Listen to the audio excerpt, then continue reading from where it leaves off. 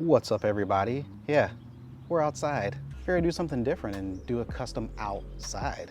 Warning, I sweat a lot. I sweat when I breathe. I sweat when I drink water. I sweat when I think. It's a very good chance that you're gonna see a lot of perspiration from me because the temperature is above 70 degrees. I just thought you should know that fun fact about me. Get it together. So I've already done one denim custom for TMC. He usually gets every single shoe that drops. Kind of sad we don't wear the same shoe size. Oh no! So he sent me another pair of shoes to do another distressing custom on. No, it's not distressing to me to do the custom. I'm not distressed. The shoe gets distressed. The shoe doesn't have feelings. Why don't shoes have feelings? They should. So he sent me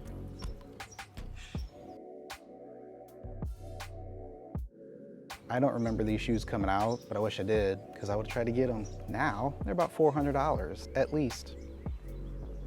So that's not happening right now. He sent me some ideas of what he wanted as far as distressed and lightened on this one, and I thought this one was pretty cool for me to show in a video, because this is one that you can do without any paint, without any bleach. You only need two things, a Dremel and 320 grit sandpaper.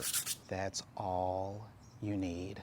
So this video should be pretty short because really all you're doing is you're just distressing the areas that you want with a Dremel, and the areas that you want to lighten that you would normally use bleach or use some Angelus white paint with Too Soft, we're just going to use that 320 grit sandpaper and we're just going to kind of sand it down and make it look something like this.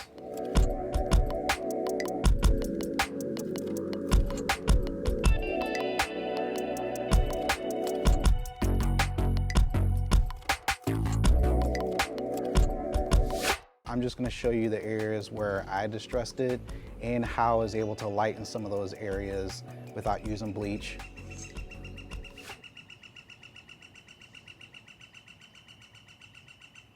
Well, how many subscribers you got? Everyone's a critic.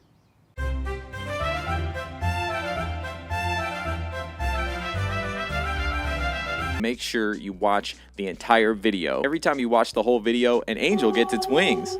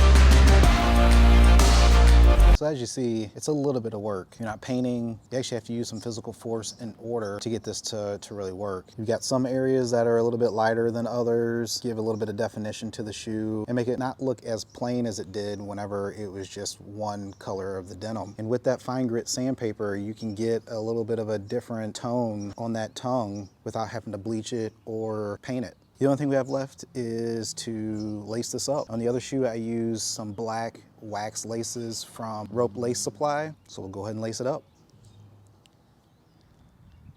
It's moist out here.